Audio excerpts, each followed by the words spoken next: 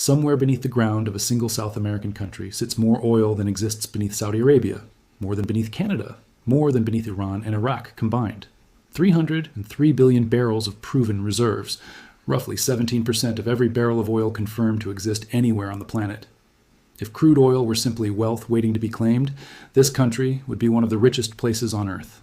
Instead, as of 2026, its economy is contracted by somewhere between 70 and 80% from its own peak just over a decade ago. A collapse so severe that economists studying it have called it, in strict statistical terms, worse than the Great Depression, both in how far it fell and how long it lasted. Nearly 8 million of its own citizens have fled the country since 2014, roughly 30% of the entire population, in one of the largest displacement crises ever recorded in the Western Hemisphere. And inside the country, national surveys have found that as many as 80% of households have struggled to secure enough food, with malnutrition among children reaching crisis levels, serious enough that international aid organizations have spent years sounding alarms most of the world barely noticed. So here's the question worth sitting with. Before we go any further, how does a country sitting on the single largest oil reserve on the entire planet end up unable to reliably feed its own people? This isn't a country without resources. It's arguably the single best endowed oil nation in human history. It has more proven oil beneath its soil than any other nation ever recorded. So what actually happened? This is the story of Venezuela's oil paradox. And it's one of the most complete case studies in modern economic history of how staggering natural wealth and total human catastrophe can exist in exactly the same place, at exactly the same time, for exactly the same underlying reasons. If this kind of deep economic investigation is what you're here for, hit like and subscribe right now, because the mechanics behind this collapse are more specific and more preventable in hindsight than most explanations give them credit for. Let's start with the number everyone already half knows, because understanding just how staggering it actually is makes everything that follows more disturbing, not less. Venezuela's proven oil reserves exceed 300 billion barrels, according to the U.S. Energy Information Administration and multiple independent industry assessments, the largest confirmed reserve of any nation on Earth, ahead of Saudi Arabia, Canada, Iran, and Iraq. Most of that oil sits in the Orinoco Belt, a vast region of a heavy, viscous crude that requires more processing than lighter conventional oil, but represents in raw volume terms an almost incomprehensible store of wealth sitting beneath a single country's soil. Venezuela wasn't always failing to capitalize on this. As a founding member of OPEC in 1960, the country built one of the most productive oil industries in the world.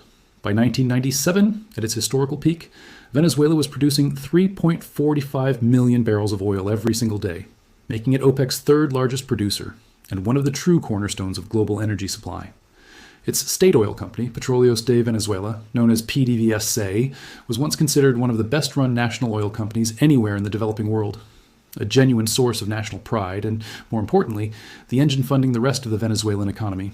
Ask yourself what it would take for a company and an industry with that level of demonstrated competence to end up where it is today. Because by 2026, Venezuela's oil production has collapsed to somewhere between 800,000 and just over 1 million barrels per day, less than a third of its historical peak, and representing less than 1% of total global oil production. A country sitting on the largest reserve on Earth now produces so little of it that global oil markets barely notice when its production rises or falls. Put that in perspective against the country's own resource base. Venezuela's 303 billion barrels of proven reserves, at even a fraction of historical production rates, could theoretically fund a national economy for generations. Instead, current output of roughly 1 million barrels a day means Venezuela is extracting a smaller share of its own reserves, proportionally, than almost any other major oil-holding nation on the planet. Saudi Arabia, with meaningfully smaller proven reserves than Venezuela, routinely produces somewhere between 9 and 12 million barrels a day, nearly 10 times Venezuela's current output, from a smaller underlying resource base. The gap between what Venezuela has and what Venezuela actually extracts and monetizes is, by any reasonable comparative measure, the single largest such gap of any major oil nation in the world today. If you're already asking how a country goes from OPEC's third largest producer to functionally irrelevant in global oil markets, subscribe now, because the mechanics behind that collapse are the entire foundation for everything else in this story. Let's keep building the picture. The collapse of Venezuela's oil industry didn't happen because the oil ran out, or because some external catastrophe struck the country. It happened through a specific, traceable sequence of political decisions made over roughly 2 decades, each one compounding the damage of the last. Venezuela nationalized its oil industry in the 1970s, creating PDVSA as a state-owned company that, for its first 2 decades, operated with a significant degree of technical and managerial independence. Professional engineers and executives running it largely as a commercial enterprise, even under state ownership. That changed after Hugo Chávez's election in 1999. Chávez required PDVSA to maintain majority state ownership of all oil projects, tightening political control over the industry. Then, in 2002 and 2003, a national oil strike aimed at pressuring Chávez to resign backfired catastrophically for the company itself. The government responded by firing roughly half of PDVSA's workforce, including a significant share of its most experienced engineers, geologists, and technical managers. That single decision triggered a brain drain from which the Venezuelan oil industry has arguably never recovered. Decades of accumulated technical expertise walked out. The door in a matter of months, replaced largely by political loyalists rather than oil professionals. Ask yourself what happens to an industry that requires enormous technical sophistication, heavy crude extraction, refining, pipeline maintenance, when its most experienced people are removed and replaced based on political loyalty rather than competence. The consequences weren't immediate because oil infrastructure built by skilled engineers can keep functioning in a degraded way for years even without proper maintenance, but they were compounding. PDVSA itself has stated that its pipeline infrastructure hasn't been meaningfully updated in 50 years, and industry analysts now estimate it would cost roughly $58 billion just to bring that infrastructure back to something resembling modern operating standards. Investment that should have gone into maintaining wells, refineries, and pipelines was instead redirected year after year into government spending programs, while the physical infrastructure of the industry that funded the entire country quietly decayed. There's a specific irony worth pausing on here because it captures the whole dynamic in miniature. Venezuela also holds the largest natural gas reserves in all of Latin America. Rather than capturing and using that gas productively, the country has, for years, simply been venting a portion of it directly into the atmosphere, flaring away, by some estimates, a volume roughly equivalent to Colombia's entire annual natural gas consumption.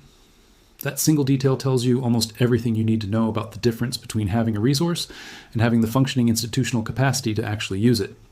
Venezuela wasn't short on natural wealth at any point during this collapse. It was short on the technical expertise, financial discipline, and institutional stability required to turn that wealth into anything resembling sustained prosperity. As oil revenue began declining through the 2010s, a combination of falling production, falling global oil prices, and eventually international sanctions, the Venezuelan government faced a widening gap between what it was spending and what it was actually earning. Its response, starting around 2014, was to print money to cover the difference. What followed is one of the most extreme currency collapses in modern economic history. By 2018, Venezuela's annual inflation rate, according to figures reported by Reuters and multiple independent economic analysts, reached 1.37 million percent. Some estimates for the following year projected inflation exceeding 10 million percent. Numbers at that scale are genuinely difficult to process in any intuitive way, so consider what they actually meant on the ground. Prices that doubled, not over months, not over weeks, but sometimes within days. A salary that could buy a week's groceries on payday might struggle to buy a single meal by the end of that same month. Venezuelans described watching their life savings, accumulated over decades of work, become worth less than the paper or the digital record they were stored on.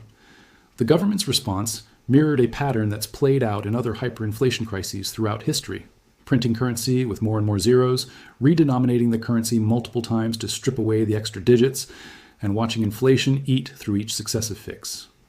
By 2025, inflation had eased to a still brutal roughly 150% annually. Genuinely an improvement from the peak of the crisis, but still among the highest inflation rates anywhere in the world, and still actively eroding the purchasing power of ordinary Venezuelan wages and savings year after year. Consider what that meant for an ordinary Venezuelan household trying to plan even a single week ahead. A public sector salary that might have covered a reasonable basket of groceries at the start of a pay period could, within days, buy only a fraction of that same basket. Interviews conducted with Venezuelan workers during the worst years of the crisis captured the absurdity in stark terms. One hospital worker in Caracas, interviewed by aid researchers, described her monthly wage as equivalent to roughly $5 plus occasional bonuses, not enough, by her own account, to buy even a single day's worth of food for a family of 4. Multiply that single household's experience across a population of roughly 28 million people, and you begin to understand how a currency collapse of this magnitude translates directly into a humanitarian emergency, rather than remaining an abstract economic statistic confined to financial newspapers. This is the part of the story where the abstract economic collapse turns into something that shows up directly on dinner tables across the entire country. Subscribe now if you want to understand exactly how a currency collapse this severe turns into a full-blown food crisis, because the connection is more direct than most coverage explains. Venezuela's food crisis isn't a separate story from its currency and oil collapse. It's a direct, mechanical consequence of it. Before the pandemic, the World Food Program found that more than 9 million Venezuelans, roughly 32% of the entire population, faced food insecurity. In the most severe national surveys conducted during the crisis, roughly 80% of households reported experiencing food insecurity in some form. Hunger, measured across the period from 2013 to 2021, increased by more than 18% nationally, leaving an estimated 6.5 million people experiencing hunger by the end of 2021 alone. Pediatric hospitals across the country reported rising admissions and rising deaths, specifically attributable to malnutrition, a genuinely alarming trend inside a country holding the largest oil reserve on Earth. Ask yourself how a nation this wealthy in raw resources ends up with malnourished children in its hospitals. Part of the answer traces back to a decision that should sound familiar if you've studied other countries that mismanage their agricultural base. Heavy government price controls on food, combined with waves of land expropriations, targeting private farms in the name of economic justice, hollowed out domestic food production, even as the country's oil-funded ability to simply import food from abroad collapsed at exactly the same time. Venezuela had, for decades before the crisis, imported a significant share of its food using oil revenue, a workable strategy as long as the oil revenue kept flowing. Once that revenue collapsed and the currency became worthless, the country lost both its ability to grow enough food domestically and its ability to buy food from anywhere else. The nickname that emerged among ordinary Venezuelans for the widespread involuntary weight loss caused by food scarcity, the Maduro diet, captures in genuinely dark humor just how directly the political and economic collapse translated into literal physical hunger for millions of people. The government's own attempts to manage the food crisis directly often deepened it rather than solving it. Price controls, intended to keep basic goods affordable, instead made it financially impossible for farmers and food producers to operate profitably, driving many out of production entirely and shrinking the domestic food supply even further.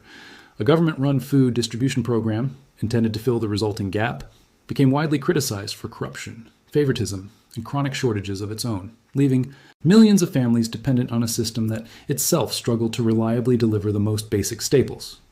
International food companies, watching the currency collapse and the operating environment deteriorate, began withdrawing from the country entirely.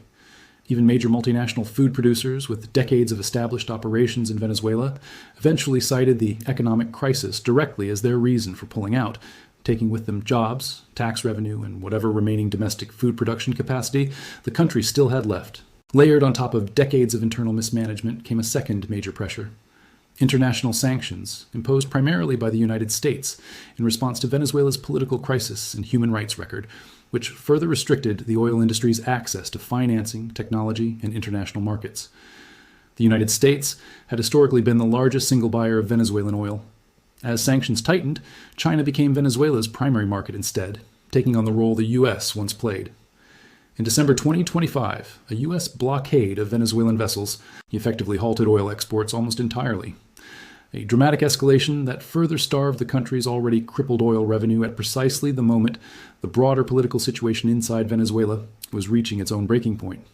What emerges from all of this is what economists studying Venezuela's collapse describe as a genuinely circular dependency, a trap with no easy entry point for reform. Venezuela cannot stabilize its currency and inflation without restoring fiscal discipline. It cannot restore fiscal discipline without rebuilding oil revenue. It cannot rebuild oil revenue without massive foreign investment to repair decades of neglected infrastructure. It cannot attract that foreign investment without sanctions relief and a stable, predictable legal and political environment, exactly the things the underlying crisis has made impossible to provide. Each piece of the solution depends on another piece that depends on the first piece being solved already. If circular economic traps like this fascinate you as much as they concern you, subscribe now, because we still need to cover what this collapse actually did to millions of individual human beings, and where Venezuela's oil future might realistically be headed next. The human toll behind these statistics has produced one of the largest displacement crises the world has seen in decades. Since 2014, an estimated 7.7 to nearly 8 million Venezuelans have fled their home country, according to UNHCR and multiple humanitarian tracking organizations, close to 30% of Venezuela's entire pre-crisis population, making it one of the largest single-country migration events recorded anywhere on Earth in modern history. At the peak of the exodus, UN agencies documented roughly 2,000 people leaving Venezuela every single day. The overwhelming majority, more than 6.7 million people, resettled elsewhere in Latin America and the Caribbean, fundamentally reshaping the demographics of neighboring countries. Colombia alone now hosts an estimated 2.8 million Venezuelan migrants and refugees. Peru hosts roughly 1.7 million. Brazil, Chile, and Ecuador each host hundreds of thousands more. Ask yourself what it does to a country, its economy, its families, and its long-term future to lose nearly a third of its population to emigration within a single decade. Disproportionately, its younger, more mobile, and often more skilled citizens, exactly the demographic a country most needs if it's ever going to rebuild. This isn't simply a humanitarian statistic. It's a direct drain on precisely the human capital Venezuela would need to eventually repair its oil industry, rebuild its agricultural base, and restore the kind of technical expertise that PDVSA lost during the 2002 and 2003 political purges in the first place. The scale of this displacement becomes even clearer set against global comparisons. Humanitarian organizations tracking the crisis describe it as one of the largest external displacement events recorded anywhere in the world in recent decades, comparable in scale to some of the refugee crises that dominate international headlines from active war zones, except that Venezuela, for most of this period, was not formally at war with anyone. This was a population fleeing not bombs and front lines, but hyperinflation, food shortages, collapsing medical care, and rising crime. A slower, quieter kind of catastrophe that nonetheless emptied out entire neighborhoods and separated millions of extended families across international borders. Migration researchers studying the pattern note that it has touched in some direct way nearly every family remaining inside Venezuela, someone with a sibling in Colombia, a daughter in Peru, a cousin who crossed the dangerous Darien Gap on foot to reach the United States. As of early 2026, Venezuela's political situation has entered a period of genuine historic upheaval. Following a period of intensifying pressure, the Maduro government's hold on power gave way, and the country entered a transition period under an acting government, with the future shape of Venezuela's political system still very much unresolved as this video is being made. It's a genuinely fluid, fast-moving situation, and any specific political predictions carry real uncertainty. What's more measurable is the economic outlook for the oil industry specifically, and here the honest answer is complicated. Energy analysts broadly agree that if sanctions were fully lifted and foreign investment returned at scale, Venezuela's oil production could meaningfully increase over time. Some estimates suggest exports could approach 3 million barrels per day in the medium term under a genuinely stable, reform-minded government. But those same analysts consistently point to historical precedent as a caution against expecting a quick turnaround.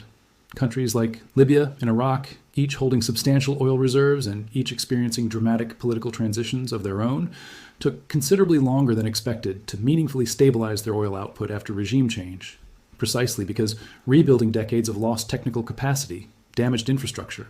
And investor confidence takes years, not months, no matter how much oil sits in the ground waiting to be extracted. Consider everything that would actually need to happen simultaneously for Venezuela to genuinely recover its oil sector at scale. International oil companies would need enough confidence in the country's legal and political stability to commit billions of dollars in long-term capital that typically takes years to translate into meaningfully higher production even once committed. Venezuela would need to rebuild a technical workforce that has been scattered across a dozen different countries for the better part of 2 decades, many of whom have already built new careers, new homes, and new lives abroad, with no guarantee they'd be willing or able to return even if conditions genuinely improved. Pipeline and refining infrastructure that has decayed for 50 years would need tens of billions of dollars in investment before it could reliably support production anywhere close to historical peaks.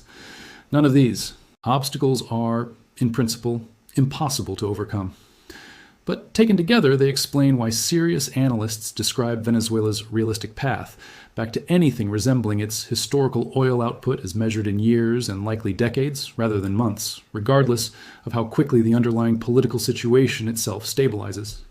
Before we wrap up, if you want to keep following how this story develops, because Venezuela's next chapter is genuinely one of the most consequential open questions in global energy markets right now, subscribe and turn on notifications, because this is very much an ongoing story rather than a finished one. So here's what Venezuela's paradox actually teaches us once you trace the entire chain from the oil in the ground to the hunger in the hospitals. Having the largest oil reserve on Earth turned out to guarantee almost nothing on its own. What actually determined Venezuela's fate wasn't the size of its reserves. It was a specific, traceable sequence of decisions, politicizing a technically sophisticated industry and purging the experts who ran it, printing money to paper over a widening revenue gap rather than confronting it directly, imposing price controls and land expropriations that hollowed out domestic food production. At the exact moment the country's ability to import food was also collapsing and accumulating international sanctions on top of all of it that further restricted the exact investment the country would eventually need to dig itself out. Every one of these pieces, individually, might have been survivable.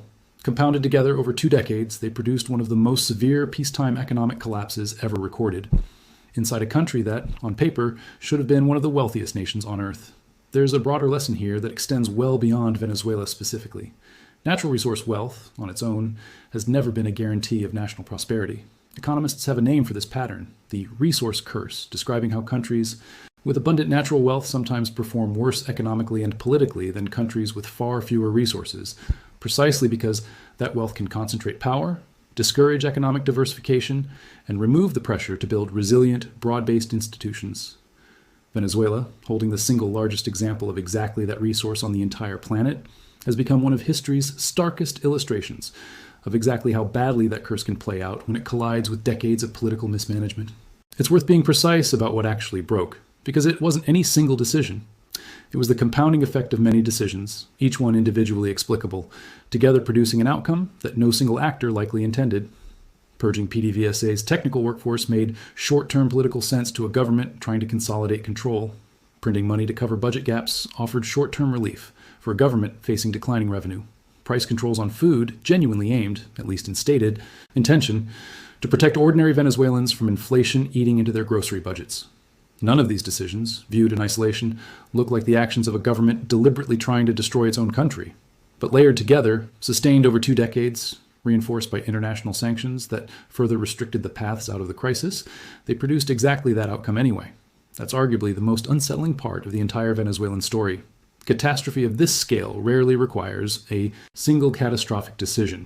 It can emerge, gradually and then suddenly, from a long sequence of individually defensible ones. So here's the question I'll leave you with. If Venezuela's political transition genuinely stabilizes, and sanctions eventually lift, and foreign investment does return at scale, how long do you think it would realistically take a country to rebuild an oil industry, a food system, and an economy this thoroughly hollowed out? And do you think the citizens who fled would actually come home to help rebuild it? If this gave you a clearer, more complete picture of one of the strangest economic paradoxes in the modern world, subscribe and drop your take in the comments. I want to know what you think Venezuela's realistic path forward actually looks like from here.